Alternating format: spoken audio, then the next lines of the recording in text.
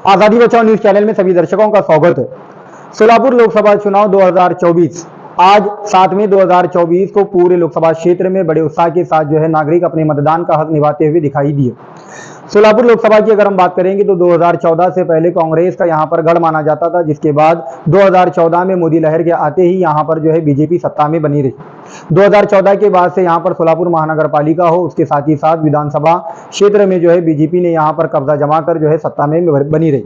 2019 में भी इसी प्रकार से जो है मोदी लहर के कारण दोबारा जो है यहां पर बीजेपी सत्ता बनाने में कामयाब रही। लेकिन 2024 के इस चुनाव में यहां पर कांटे की टक्कर जो है कांग्रेस के उम्मीदवार एमएलए परिणीति शिंदे और बीजेपी के एमएलए राम सातपुते के बीच देखने को मिल रही है।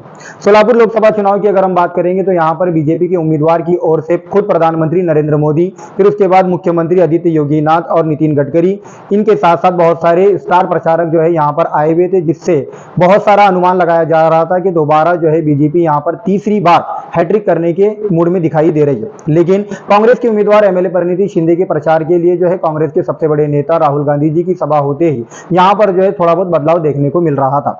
अगर हम बात करेंगे स्थानीय चुनाव की, यहां पर जो चुनाव के मुद्दे लोगों ने रखे थे, लोगों के सामने यही मुद्दा था कि सोलापुर का विकास हो, डेवलपमेंट हो, जिसके चलते बीजेपी की अगर हम बात करेंगे तो बीजेपी ने जो है स्मार्ट सिटी, आसपास के रास्तों का जो है हवाला देते हुए यहां पर जो है लोगों के सामने गई और साथ ही साथ सबसे बड़ा हिंदुत्व का मुद्दा लेकर जो है वो चुनावी प्रचार में जो है सबसे ज्यादा अहम भूमिका निभाती रही।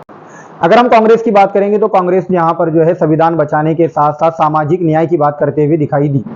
लोकसभा के ये दोनों उम्मीदवारों के बीच जो है सब में ज्यादा महत्वपूर्ण बात होती है डेवलपमेंट की। अगर डेवलपमेंट की बात करेंगे तो यहां पर दोनों ही उम्मीदवारों ने साफ तौर पर कहा है कि सोलापुर का लोकसभा के जितने भी यहां पर मतदाता हैं उनमें से खासकर युवाओं के लिए वो जो है आईटी पार्क लाने की जो है यहां पर दोनों ने घोषणा की है।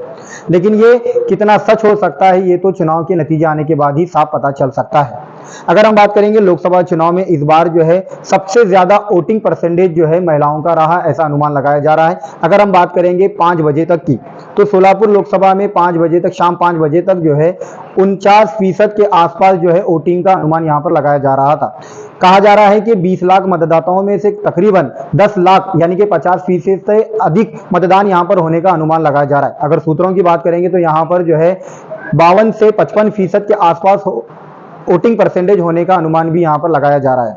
अगर सब मिलाकर हम बात करेंगे तो यहां पर जो है महाराष्ट्र में सबसे बड़ा मुद्दा जो है मराठा आरक्षण को लेकर, अब मराठा समाज किस ओर होगा ये भी बहुत महत्वपूर्ण निर्णय साबित होता हुआ दिखाई देने वाला है, क्योंकि मराठा समाज अब तक जो है बीजेपी का साथ देता हुआ नजर आ रहा था, जिसके बलबूते पर 2 बार सत्ता में बीजेपी यहां पर आ चुकी है। अगर हम बात करेंगे तो दूसरे समाजों की, तो दूसरे समाजों में सबसे बड़ा समुदाय होता है मुस्लिम समाज और लिंगायत समाज।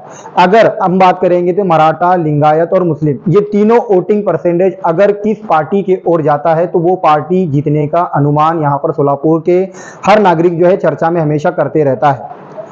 सोलापुर की विकास की बात करेंगे तो यहां पर सबसे बड़े मुद्दा जो है पानी का है।